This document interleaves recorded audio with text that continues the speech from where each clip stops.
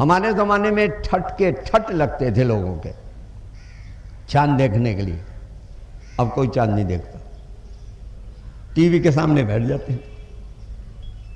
T V والوں کو نظر آ جائے سب کو نظر آ جاتا ہے، ٹی وی والوں کو نظر نہ آئے تو کسی کو نہیں نظر آتا۔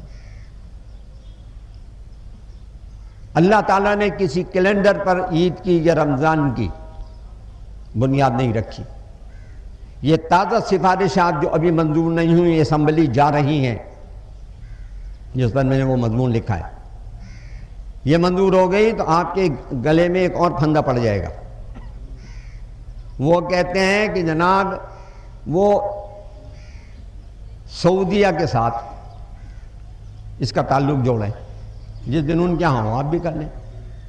بھائی یہ سرکاری ملازموں کا مسئلہ ہے، آپ اپنے سرکاری ملازموں کو 2 دن پہلے چھٹی دیں یا 2 دن بعد چھٹی دیں، پبلک کو اس سے کوئی واسطہ نہیں ہے، نماز اور روزے کو بھی اس سے کوئی واسطہ نہیں ہے۔ جس وقت لاہور میں مغرب کی نماز ہو رہی ہے، آپ اس وقت پنڈی میں مغرب کی نماز نہیں پڑھ سکتے، کیونکہ 7 منٹ کا فرق ہے۔ اور جب پنڈی میں آپ مغرب کی نماز پڑھ رہے ہیں، پشاور والے مغرب کی نماز نہیں پڑھ سکتے، کیونکہ 5 منٹ کا فرق ہے۔ اور جس وقت آپ یہاں روزہ کھول رہے ہیں، کراچی والے روزہ نہیں کھول سکتے، کیونکہ 35 منٹ کا فرق ہے۔ اور جس وقت کراچی والے روزہ کھول رہے ہیں، اس وقت کوئٹے والے روزہ نہیں کھول سکتے کہ 45 منٹ کا فرق ہے۔ تو ایک ملک میں نمازوں کے لیے تو اوقات کی تعین میں نہیں بتا دیا یہ آپ کو۔ اب آپ چاہتے ہیں کہ ایک ہی ملک میں ایک ہی دن سارا ملک عید کرے۔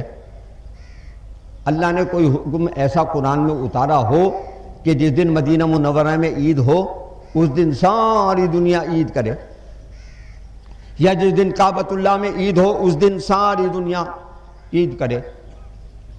تو عہد رسالت پر نظر ڈال لو، وہاں تو صورتحال یہ ہے کہ مدینے میں عید ہوئی ہے اور اس سے 16 کلومیٹر دور گاؤں میں عید نہیں ہے۔ آپ نے کہا جو چاند دیکھے وہ عید کرے، جو چاند دیکھے وہ روزہ رکھے۔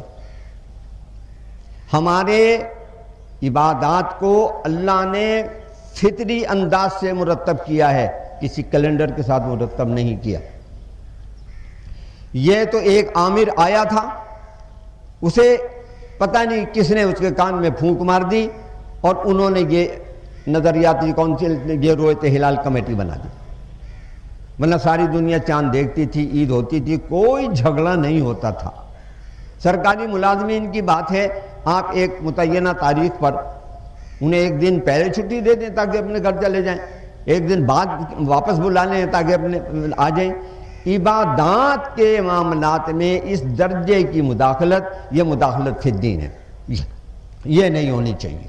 لہذا اس پرچے کا تو جواب بڑے اختصار کے ساتھ یہ ہے، تفصیل کوئی دیکھنا چاہے مضمون میں نے بتا دیا ہے کل ہی کے ایڈیشن میں۔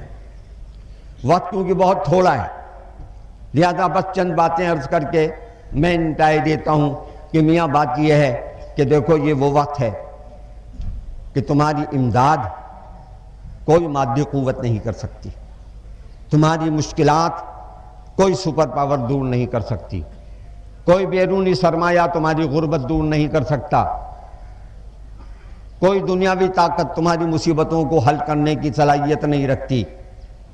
صرف ایک ذات ہے، وہ ہے اللہ۔ اجتماعی توبہ کی طرف آؤ، اللہ سے اجتماعی طور پر اپنے گناہوں کی معافی مانگو، اپنی وعدہ خلافیوں کی معافی مانگو، جو تو اب تک ہم کرتے رہے ہیں اللہ انہیں ہمیں معاف فرما دے، اور جو ذلت و عذاب کے میں ہم گرفتار ہیں اللہ اس ذلت و عذاب سے، اس دہشت گردی سے، اس خونریزی سے، اس فرقہ بازی سے اور غیروں کے اشارے پر اپنوں کی گردنیں کاٹنے والوں کے اس عمل سے اللہ ساری امت کو بھی بچائے، اللہ انہیں بھی بچائے کہ جو اس مصیبت میں گرفتار ہو گئے ہیں کہ ہمیں سب کچھ مل رہا ہے، گوداموں میں حکومت کہتی ہے چینی کے انبار لگے ہیں مگر مارکیٹوں میں دانہ چینی کا موجود نہیں ہے، گندم کے انبار لگے ہیں مگر گندم موجود نہیں ہے۔ ہرس بڑھ گئی ہے، نیتیں خراب ہو گئی ہیں۔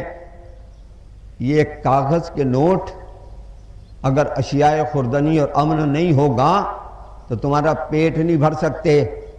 میں نے پرانے قلعے کا سن 47 کا کیمپ دیکھا ہے اور 8 دن گزارے ہیں، اور مجھے پتا ہے ایک روٹی 300 روپے پر بھی نہیں ملی۔ 300 روپے میں سن 47 کے بتا رہا ہوں، آج کے 300 روپے نہیں۔ آج کے 300 روپے میں نہ ملے تو کوئی شرم کی بات نہیں۔ اس وقت کے 3 تولے کے کڑے دے کے بھی عورتوں نے چاہا ہے کہ انہیں ایک روٹی مل جائے، تو ایک روٹی نہیں ملی۔ ہم وہاں 8 دن رہے ہیں، جس میں 6 دن کا فاقہ گزارا ہے۔ ہمیں اس کی قدر معلوم ہے کہ یہ ملا کیسے ہے اور اس کے لیے ہم نے کیا کیا ہے۔ ہم نے نہر سعادت خاں اس طرح طے کی ہے کہ جیسے لاشوں کے سمندر تیر کے طے کرتے ہیں۔ ہم نے پرانے قلعے سے لے کے نظام الدین اولیاء رحمۃ اللہ علیہ کی درگاہ تک کا سفر اور پالمپور کے ہوائی اڈے تک کا سفر جو ہے خون کے دریاؤں میں طے کیا ہے۔ ہم نے دلی سے لے کے اٹاری تک کا جو سفر ہے وہ اس طرح سفر کیا ہے کہ ریلوے لائن کے دونوں طرف مسلمان مرد اور عورتوں کی کٹی ہوئی لاشیں پڑی تھی۔ یہ کس کے لیے تھی؟ اسی پاکستان کے لیے تھی، جس پاکستان کو اسلام کا حصار بننا تھا۔ لیکن بدبخت ہیں ہم کہ ہم نے اپنی نسل کو بتایا ہی کچھ نہیں۔ آج اللہ کے حضور آئے ہو، رمضان کی اجرت مانگنے آئے ہو، اللہ سے اپنے گناہوں کی معافی مانگو، اس تنبیہی عذاب سے نکلنے کی درخواست کرو، ساری امت مسلمہ کے لیے کرو، امن کے لیے کرو۔ امن نہ ہو تو انبار روٹیوں کے بھی پیٹ نہیں بھر سکتے، آدمی کھانا بھی نہیں کھا سکتا اگر امن نہ ہو۔ اللہ تعالیٰ امن بھی عطا فرمائے اور اللہ تعالیٰ ہماری مصیبتیں بھی دور فرمائے، اللہ ہماری بے آبروئی بھی دور فرمائے۔ اب وقت ہو گیا ہے، نماز کی نیت سن لیجئے۔ نماز عید الفطر جو ہے وہ 2 رکعتیں ہیں، ان میں نہ تکبیر ہے نہ اقامت جسے کہتے ہیں، اور نہ سجدہ سہر ہے۔ غلطی ہو جائے تو امام کو بتانا بھی نہیں ہے۔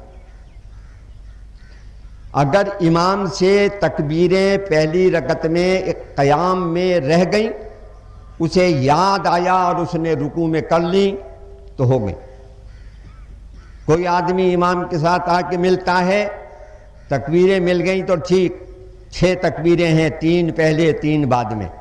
شروع ایسے ہوگی کہ اللہ اکبر کہہ کے ہاتھ باندھیں گے، پھر سبحانک اللہم پڑھیں گے، پھر اللہ اکبر کہہ کے 3 بار کانوں کی لو تک ہاتھ اٹھا کے نیچے چھوڑیں گے، چوتھی تکبیر پہ ہاتھ باندھ لیں گے، اور جب ہاتھ باندھ لیں گے پھر تلاوت ہوگی، اور آخری تکبیر پر رکوع و سجود ہوگا۔ دوسری رکعت میں پہلے ہی اٹھتے ہی تلاوت ہوگی، اور تلاوت کے بعد 3 تکبیریں ہوں گی، چوتھی تکبیر پر رکوع میں جائیں گے۔ اس کے بعد خطبہ ہوگا اور دعا ہوگی۔